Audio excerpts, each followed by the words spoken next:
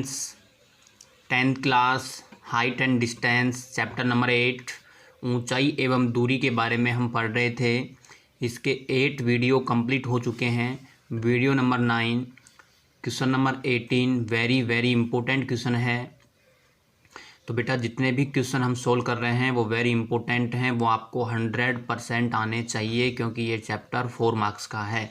ठीक है, तो देखिए क्वेश्चन की लैंग्वेज सबसे ज़्यादा इम्पोर्टेंट होती है। आप एक बार 2 बार लैंग्वेज को अच्छे से पढ़ के उसका फिगर यानी चित्र बनाएं और फिर आप उसको सोल्व करें। तो देखिए बेटा इसमें लिखा हुआ है आंधी के कारण यानी तेज हवा आने के कारण एक वृक्ष का ऊपरी भाग टूटकर क्षैतिज तल पर 60 डिग्री का कोण बनाता है।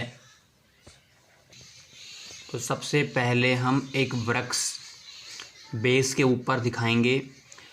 उसका ऊपरी भाग जो टूटा हुआ है वो टूट करके नीचे ज़मीन को छू रहा है, क्षैतिज तल पर 60 डिग्री का कोण बनाता है। वृक्ष का सीकर यानी वृक्ष की जो चोटी है, टहनी है, वो क्षैतिज तल पर यानी आधार के ऊपर, धरती के ऊपर वृक्ष की जड़ से, जो पेड़ वृक्ष खड़ा हुआ है उसकी जड़ से 10 मीटर की दूरी पर मिलता है। तो बताओ टूटने से पहले वृक्ष की ऊंचाई क्या थी?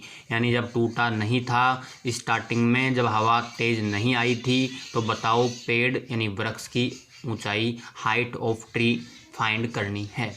तो बेटा हम आपको बताएंगे। सबसे पहले तो बात करते हैं, ये तो हो गया बेस, आधार, धरती माता हो गई, और यहाँ पे हमारे पास में एक पेड़ खड़ा हुआ है, ये वृक्ष हो गया, ट्री, ये 90 हो गया।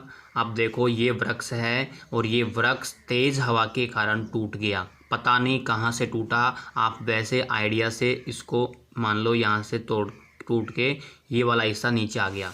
तो ये हिस्सा नीचे आ गया, ये आ गया इधर, ऊपर वाला हिस्सा इधर आ गया। ठीक है, तो ये एंगल धरती के साथ में बताया गया है कि 60 डिग्री का बनेगा। तो अब देखो इसको हमने ए, इसको बी, इसको सी और इसको डी। तो ये वाला जो हिस्सा है वो ये वाला है, ये इधर आ गया टूट के, और ये टहनी है सीकर, तो ये टहनी यहाँ पे है। तो ये टहनी इस वृक्ष की जड़ से कितनी दूरी पे है? 10 मीटर, ऐसा लिखा हुआ है। देखो ये लिखा हुआ 10 मीटर की दूरी पर मिलता है। ये जड़ है पेड़ की यहाँ पे। ठीक है, ये चित्र बन के तैयार हो गया। टूटने से पहले वृक्ष कितना था? यहाँ से यहाँ तक आपको पेड़ की यानी वृक्ष की हाइट बतानी है। 2 भाग हुए, यानी ये वाला भाग इधर आ गया। तो आप चाहें इसको L1, आप चाहें H1, आप चाहें X, अपने हिसाब से कुछ भी मान सकते हैं। यानी हमने इसको मान लिया X मीटर, तो ये भी हो गया X मीटर, और यहाँ से यहाँ तक मान लिया हमने Y मीटर।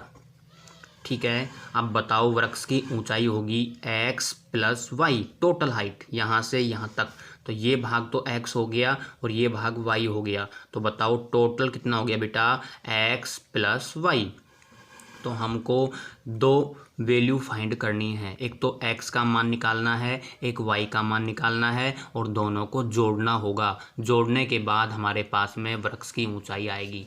तो ये चित्र आपके सामने बनाया, ये वेरी इंपॉर्टेंट है। ठीक है, अब हम इसमें राइट कर सकते हैं AC एक वृक्ष है, AC =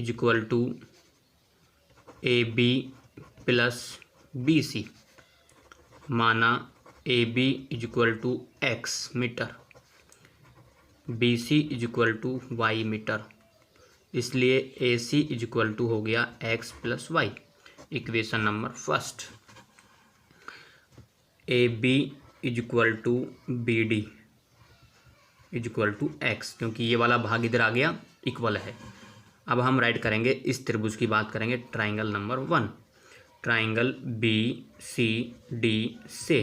अब इस ट्राइंगल BCD से हम बताएंगे आपको ये वाली साइड अपॉन ये वाली साइड, यानी कि BC/DC, L/A, वही परपेंडिकुलर अपॉन बेस, लंब बटे आधार। तो बताओ BC कितना है? Y, DC कितना है? 10, L/A किसका होता है बेटा? 10 का, और थीटा कितना है? 60 डिग्री।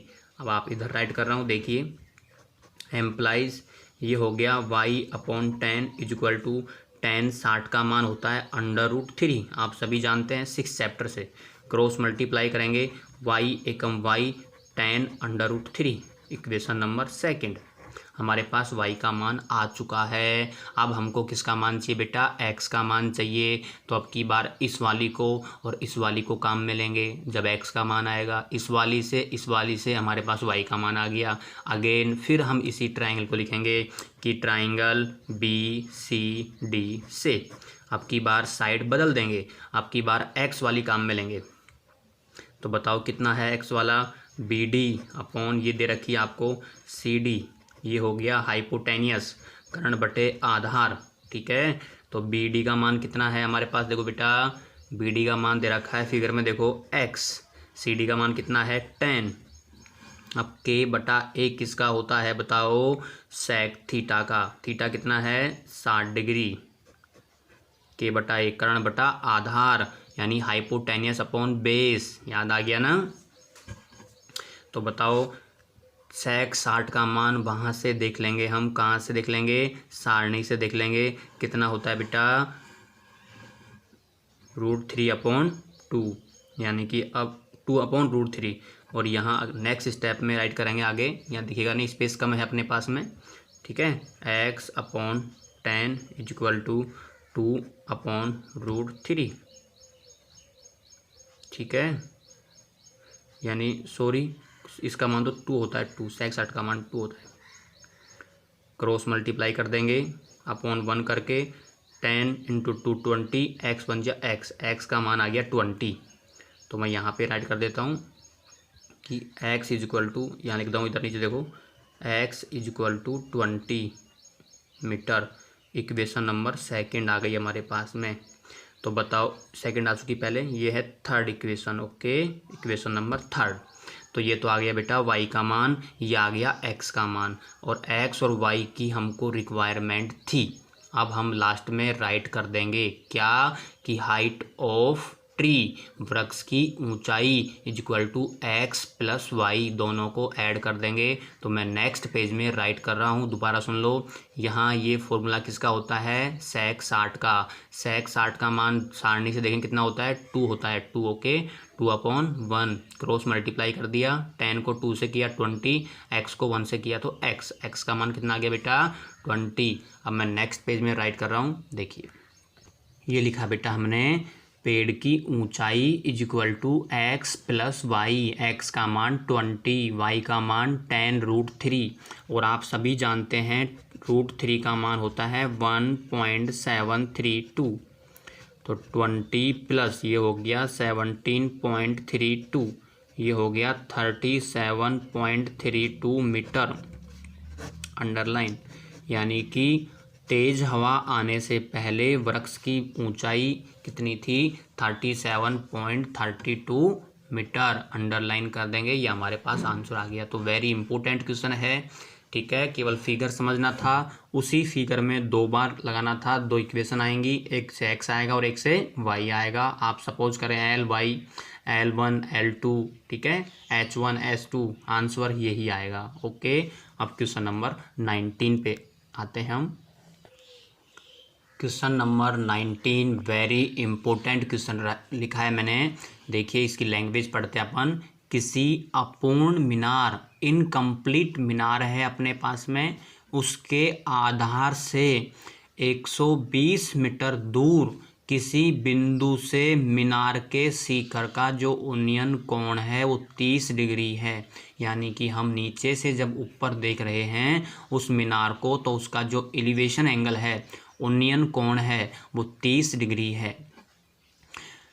तो पहले हम यहाँ तक करें इस क्वेश्चन को। तो देखो पहले यहाँ तक फिर बनाते हैं। ये हो गया बेस, आधार हो गया, यहाँ पे एक मीनार है, हमने यहाँ एक मीनार खड़ी कर दी है, वो मीनार इनकम्प्लीट है, अभी वो मीनार कंप्लीट बनी नहीं है बेटा, ठीक है ना।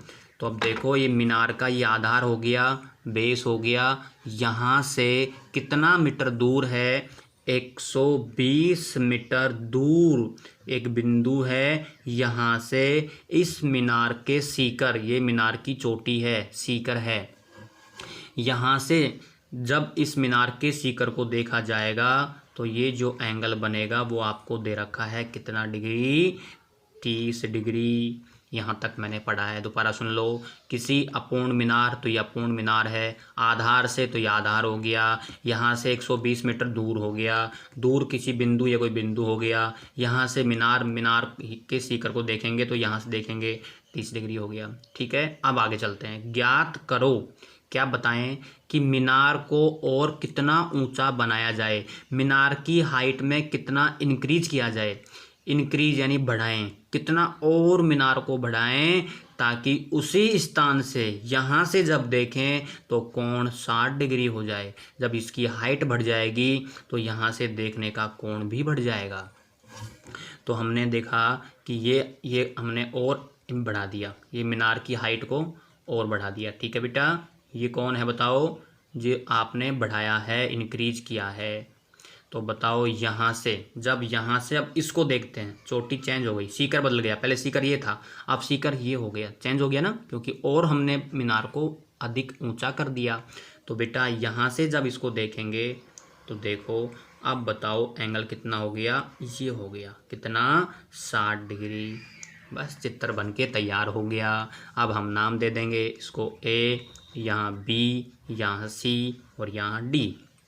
ये हमने अभी बनाया है, इसको हम चाहें इसको x लिख सकते हैं। ये पहले से था, इसको हमने y लिख दिया। ठीक है, और ये कितना हो गया, 90 हो गया। चित्र बन चुका है। अब लिखना है AB है वो अभी आपने तैयार की है, वो है वो x है। BC है जो अपूर्ण मीनार है वो y है। अब हम बात करें कि टोटल हाइट कितनी होगी, तो बेटा x प्लस y होगी। तो हमको इसमें किसका आंसर देना है, ज्ञात करो मीनार को और कितना ऊंचा बनाया जाए। इसका मतलब x का मान बताना है, मालूम पड़ गया ना। किसका मान बताना है, x का मान क्यों बताना है, देखो लिखा हुआ है, ज्ञात करो मीनार को और कितना ऊंचा बनाया जाए। ऐसे पूछ ले कि बताओ मीनार की टोटल ऊंचाई कितनी है, जल्दी बताओ। टोटल ऊंचाई कितनी हो गई, x प्लस वाई। तो हमको x प्लस वाई का मान निकालना है। क्वेश्चन चेंज कर सकते हैं और ये आ जाए, बताओ अपूर्ण मीनार की ऊंचाई ज्ञात करो। तो अपूर्ण मीनार की ऊंचाई क्या है बेटा, y। तो ये क्वेश्चन 3 तरह से चेंज हो सकता है, समझ में आ गया ना। x का मान पूछ ले, y का मान पूछ ले, टोटल x प्लस वाई का मान पूछ ले। ठीक है, अब स्टार्ट करें हम। तो देखिए हम लिखते हैं यहाँ पे, let AB is equal to x metre, BC is equal to y metre, DC is equal to 120 metre. Triangle का नाम बोलो। पहले हम लेंगे कंप्लीट ट्राइंगल, बताओ बड़ा वाला, ACD से वही ये वाली और ये वाली, यानी L upon A, perpendicular upon base, खड़ी बटा पड़ी, सिंपल भाषा में। ओके, तो देखो बेटा, AC अपॉन CD, L बटा A एम्प्लाइज AC है आपके पास में x प्लस वाई, CD है 120, L बटा A 10, थीटा है 60 डिग्री। तो अब देखो मैं यहाँ पे राइट करता हूँ, x प्लस वाई अपॉन 120 और 10 60 का होता है √3 अपॉन 1, क्रॉस मल्टीप्लाई कर लेंगे, इक्वेशन नंबर फर्स्ट आ जाएगी। तो नए पेज में मैं राइट करूँगा इक्वेशन नंबर फर्स्ट। अब और सुन लो क्योंकि फिगर यहीं पे बना हुआ है। तो अभी तो हमने काम में लिया ACD बड़ा वाला, अब लेंगे छोटा वाला। छोटा देखो BCD, हम अब की बार लेंगे बेटा BCD, क्योंकि इसमें भी 90 है। जिसमें 90 बनता है वो काम में लेते हैं। एक तो बड़े में 90 बन रहा है, काम में ले लिया, इक्वेशन आ गई फर्स्ट। अब छोटा काम में लेंगे BCD, तो कौन सी बुझाएगी, ये वाली आएगी, BC upon CD, L upon A, वो ही 10 आएगा। लेकिन अब की बार थीटा चेंज हो गया, बताओ थीटा कितना आ गया, 30 डिग्री आ गया तो यहाँ tan 30 कर देंगे तो इक्वेशन नंबर सेकंड आएगी। तो हमारे पास में दो इक्वेशन आ जाएंगी, उनका आपस में मान रख देंगे, हमारे पास x का मान आ जाएगा। ठीक है, तो मैं नेक्स्ट पेज में कर रहा हूँ इसलिए मैंने यहीं पे बता दिया है आपको। देखिए बेटा, हमने राइट कर दिया है, वीडियो ज़्यादा बड़ा हो गया इसलिए मैंने पहले राइट कर दिया।